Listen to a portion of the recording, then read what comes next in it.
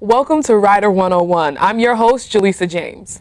Today I have with me Aaron Williams, who's going to talk to me about his career in the communications field. How are you, Aaron? I'm pretty good, Jalyssa. How are you doing? I'm good, thank you. So why don't you start telling me, just about yourself, where you're from?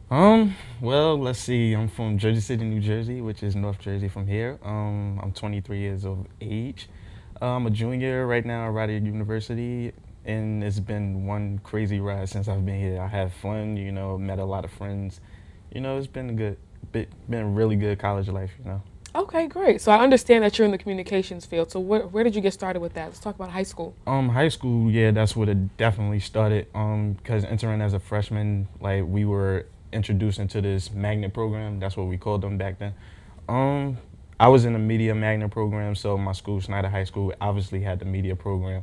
We did editing, video production, audio production, and since I heard about the video and TV production field, I was like, this is where I want to be at, because I want to really expand myself out onto like the cameras, get to know how to edit and everything, learning pretty much the basics of like how a television production works. Okay, so what did you do at school? What activities did they have you involved in? School-wise, see, it goes all about the grade. When you enter as a freshman, you would definitely start out in like doing graphics and everything. Mm-hmm. And as your years progress, you would go into like TV intro 1 or audio production 1. And like the TV introduction 1 would be like when you get the hands-on feel of being in a television production. So when you in that field, you are like either on the switcher, behind the scenes editing. Back then we like really didn't use the digital, so we would use like the tape. We would use tape decks, the audio, you would be on camera, or you just be on the anchor.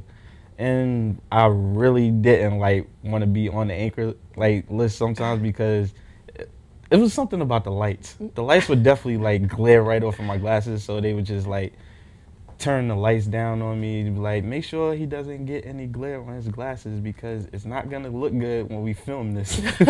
So like that's what really inspired me, like the whole television production field.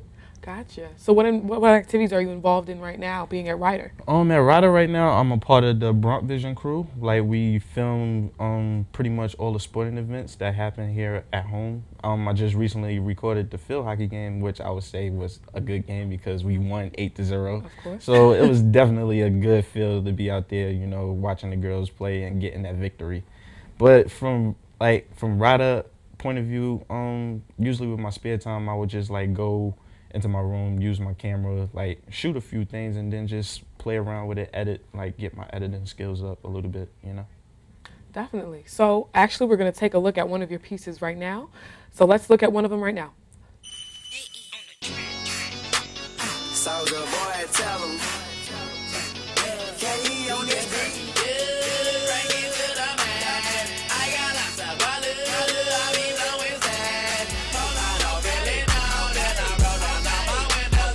I want to welcome our next guest, Ryan Hanratty. How are you, Ryan? I'm good. How are you? Great. I'm fine. Thank you. So why don't you start telling me about yourself, where you're from? I'm from Valley Stream, Long Island, Nassau County. I don't know if anyone knows much about Long Island here, but yeah, I went to Catholic high school and I had to get out of New York fast, so I came to Writer. Came straight to Jersey. I understand. So I understand you do a lot of work in the communications field department here. Yes, I do. I'm actually the music director at 107.7 The Bronx, which is Rider University's radio station. Mm-hmm. And I also produce a TV show, Backstage Story, here at the Run Network.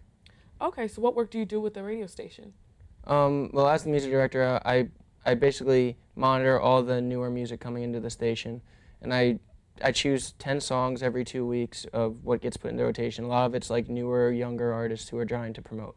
Okay. So do you have a show with them at all, or is that your only position? No, I'm a DJ on Thursday nights for my radio show Punk, which is an alternative rock show. But we try to get a lot of different genres in there, and we interview a lot of the young bands that I actually happen to be putting on the air. Okay. So how long have you been working with Backstage Story? Backstage Story. I've been doing that since probably about my first week here as a freshman. Okay. But so that's about 2.5 years now.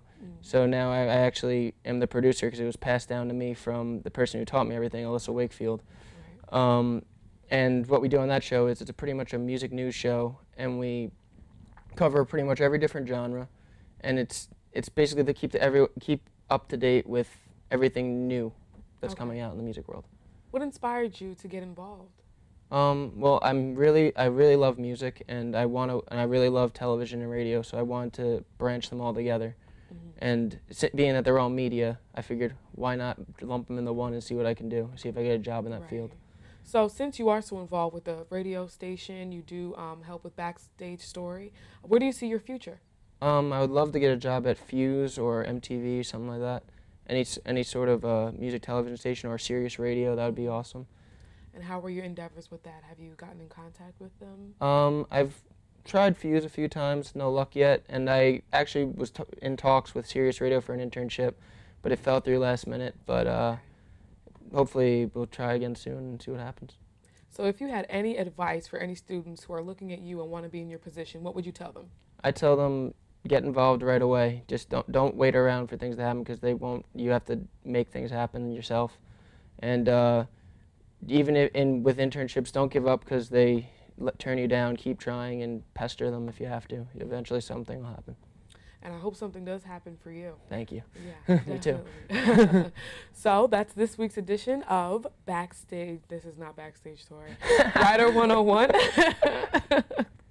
Tune in next week. See you later.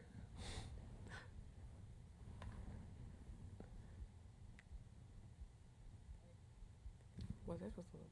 You're good.